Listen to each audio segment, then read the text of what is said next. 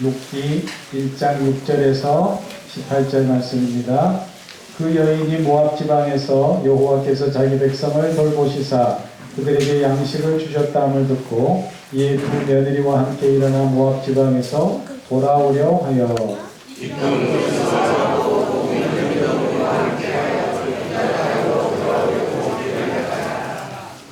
나오미가 두 며느리에게 이르되 너희는 각기 너희 어머니의 집으로 돌아가라. 너희가 죽은 자들과 나를 선대한 것 같이 여호와께서 너희를 선대하시기를 원하며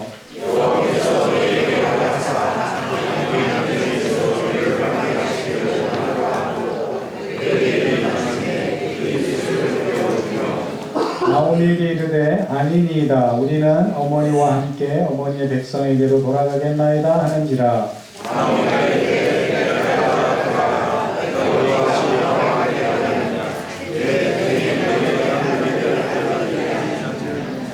내 딸들아 되돌아가라. 나는 늙었으니 남편을 두지 못할지라. 가령 내가 소망이 있다고 말한다든지 오늘 밤에 남편을 두어 아들들을 낳는다 하더라도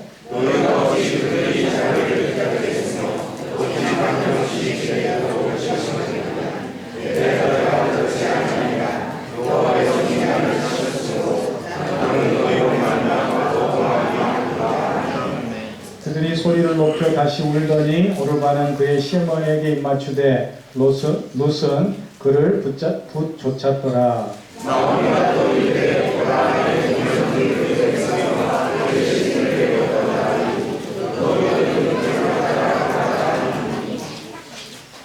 룻이 이르되 내게 어머니를 떠나며 어머니를 따르지 말고 돌아가라. 강권하지 마옵소서. 어머니께서 가시는 곳에 나도 가고 어머니께서 머무시는 곳에서 나도 머무겠나이다. 어머니의 백성이 나의 백성이 되고 어머니의 하나님이 나의 하나님이 되시리니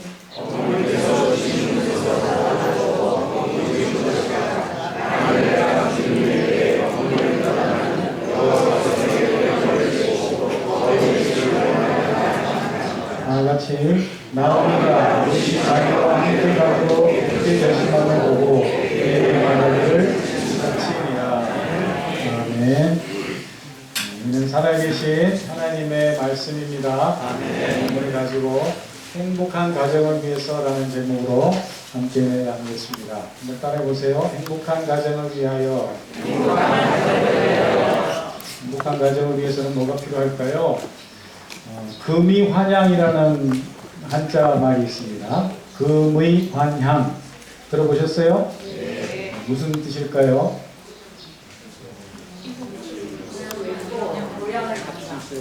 네.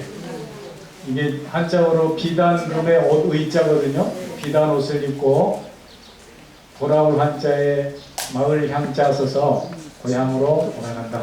고향으로 멋있게 영광스럽게 귀환한다. 그런 뜻이거든요.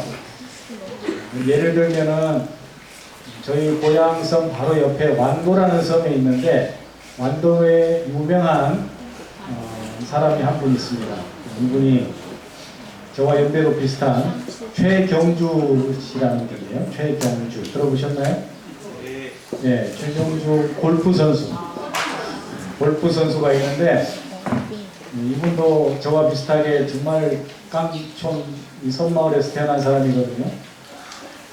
근데 이분이 왜 유명하냐면은 미국의 PGA라고 하는 미국 프로골프 대회에서 한국인으로 유일하게 첫 우승을 한 사람이에요.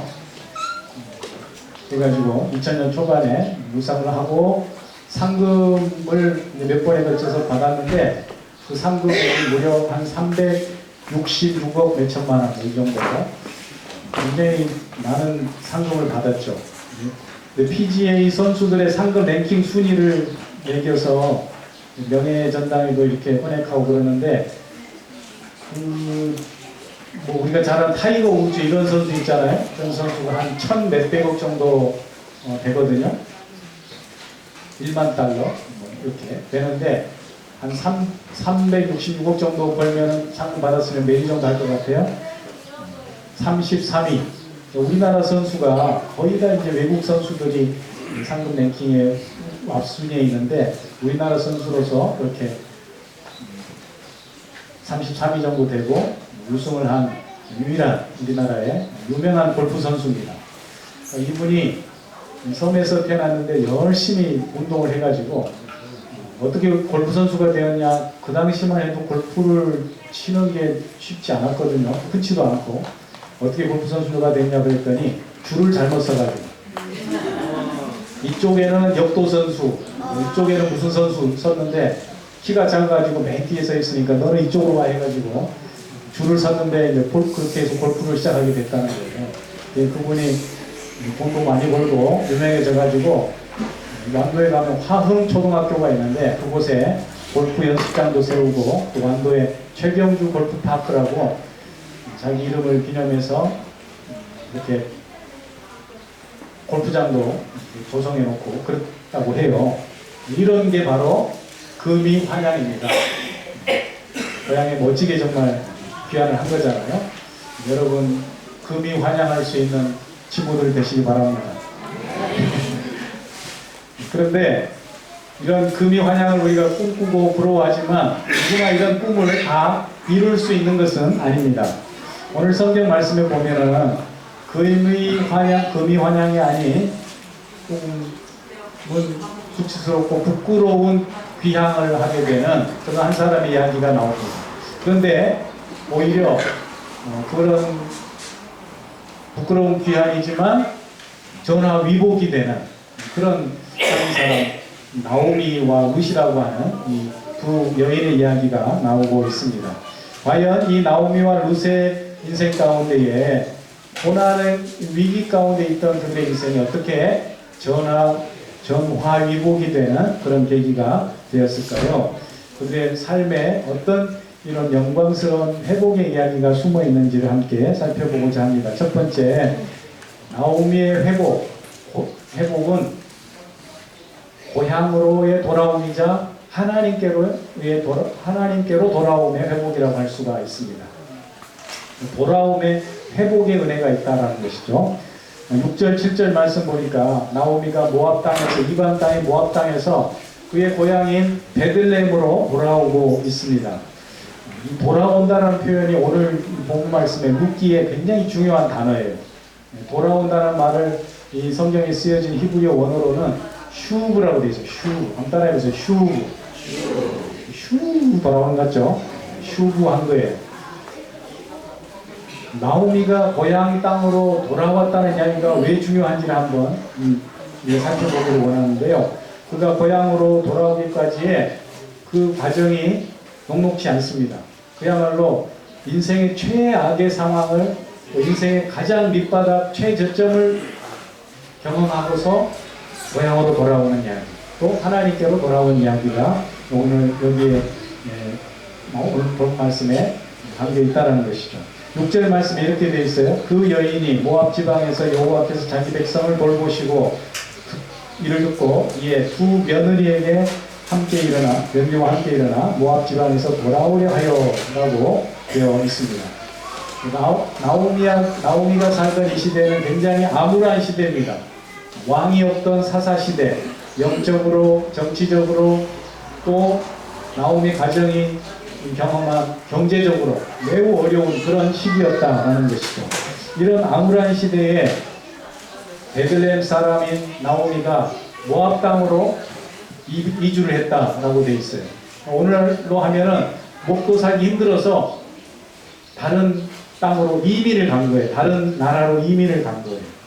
제가 이번에 가는 카자흐스탄에 고려인들이 12만 명이 산다고 그러더라고요. 고려인 후손들이. 어떻게 그 고려인들이 우리 한국 사람의 혈통이 거기까지 살게 되었을까? 예전에 보니까 그 일제강점기 때 우리나라 사람들이 뭐 함경도, 평안도 이런 북한 사람들이 사할린, 소련 그 동북쪽 아시죠? 이쪽으로 이주를 갔거든요. 거기 가서 살았단 말이에요.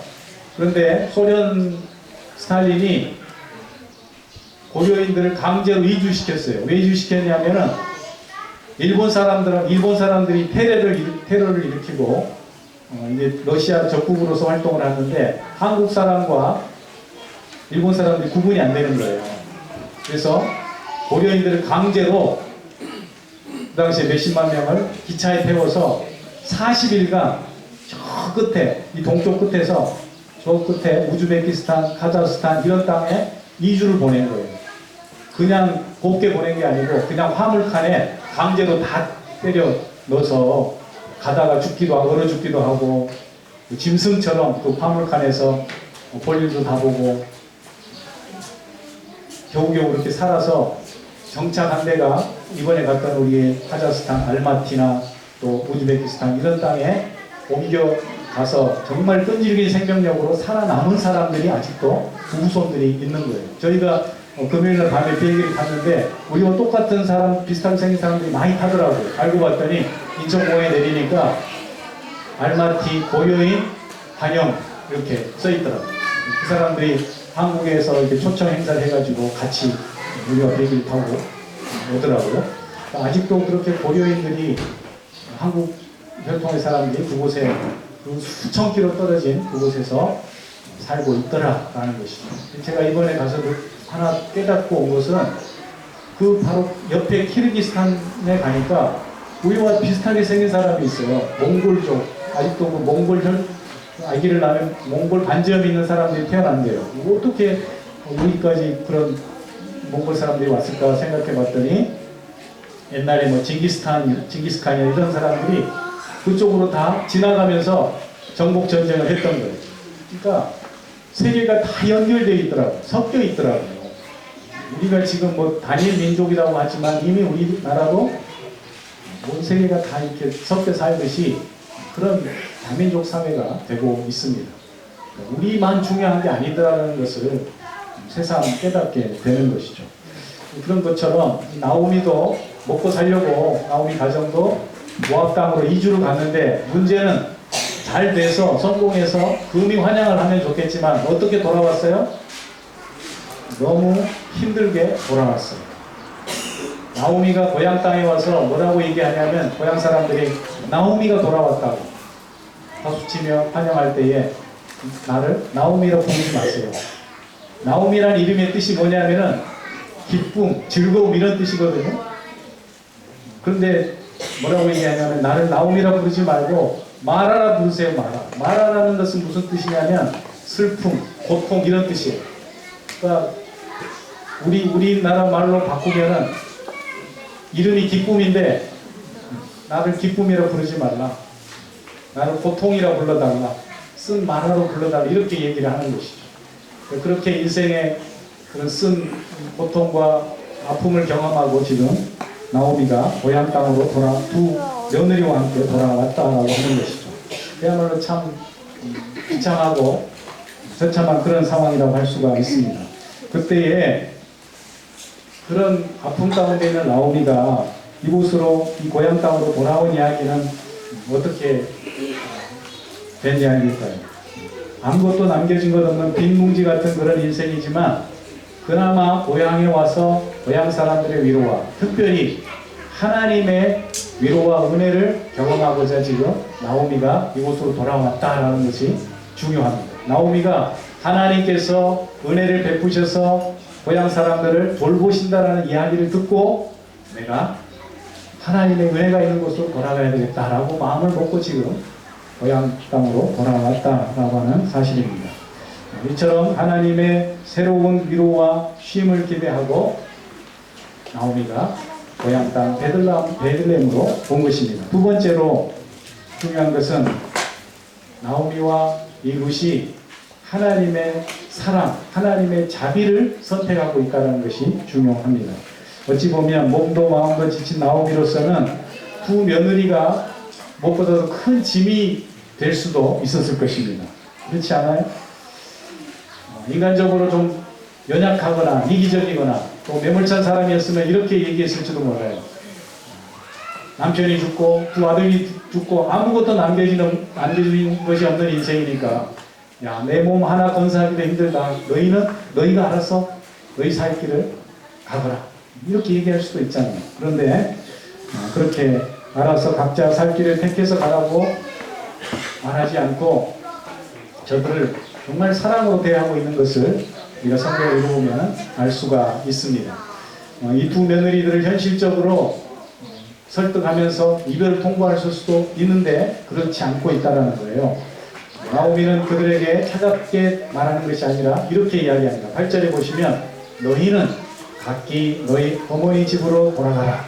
너희가 죽은 자들과 나를 선대한 것 같이 어머니께서 너희를 선대하시기를 원한다. 사실은 이별을 통보하고 떠나보내는 것 같지만 그렇지 않아요. 나오미가 정말 애정을 담아서 며느리들에게 이렇게 얘기하고 있는 거예요. 너희가 살았은 남편과 두 아들들에게 정말 최선을 다해서 사랑을 베풀었듯이 하나님께서 너희를 그렇게 사랑하기 원한다. 선대하기를 원한다. 이렇게 표현하고 있는 것이죠. 여기 선대라는 말이 영어로는 kindly 이렇게 표현되어 있는데 원어에 보면은 헤세드. 성경에서 중요한 하나님의 사랑을 표현할 때 쓰는 단어가 헤세드거든요. 하나님의 그 자비하신 사랑, 그 넓은 사랑으로 너희가 우리를 대하고 또 하나님께서 너희를 그렇게 돌봐주시길 원하신다. 이렇게 축복하고 있는 것이죠.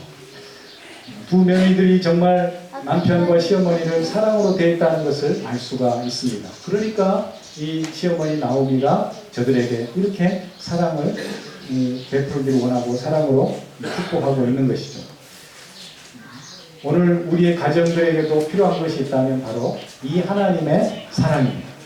하나님의 사랑을 회복해야 합니다. 모든 이들을 품고 불쌍히 여기는 마음, 긍휼히 여기는 그 마음으로 우리 모든 가족들을 대할 수 있는 가정, 그 가정이 행복한 가정인 줄 믿습니다.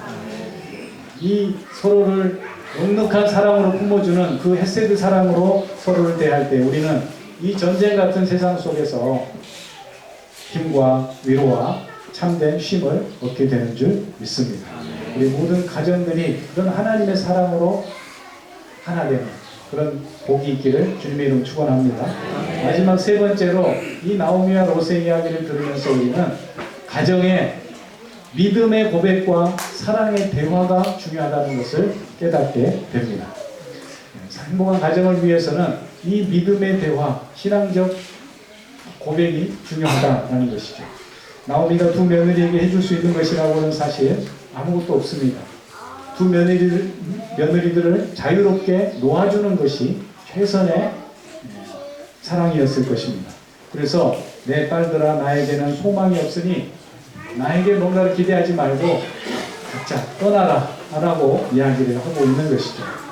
그래서 며느리들도 이런 어머니의 진심 어린 마음을 알기 때문에 함께 마음 아파하면서 소리를 높여서 울었다고 되어 있습니다. 이에 맏며느리 두 며느리 중에 맏며느리 모르바는 마지막 작별의 입맞춤을 하고 떠나갑니다. 그런데 이 둘째 며느리 룻은 어머니를 어떻게 했다고 되어 있어요? 14절에 보니까 붓 좇았더라 이렇게 되어 있어요. 붓 좇았더라. 이 붓 좇았더라는 말이 무슨 말이냐면은 붙드는 거예요. 매달리는 거예요. 그래서 매달리다, 바짝 붙다, 감정적으로 묶이다, 동행하다 이런 뜻이 있어요.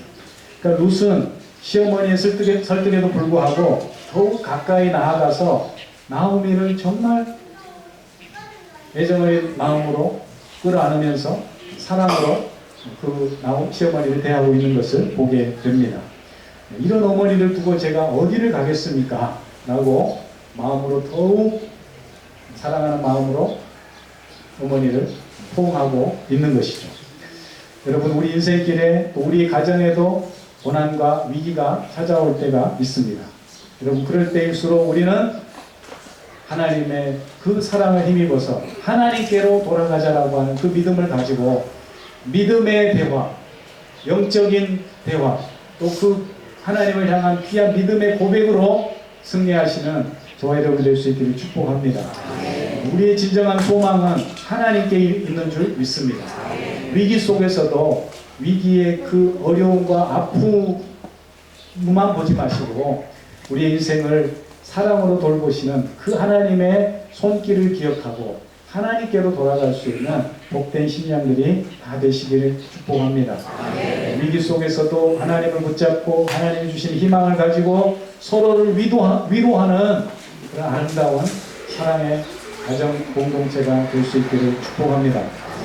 우리의 믿음의 고백이는 신앙적 결단이 우리의 가정을 살리는 참된 희망의 발판이 되는 줄 믿습니다. 사랑하는 성도님들, 우리가 하나님의 백성으로 산다는 것이 뭘까요?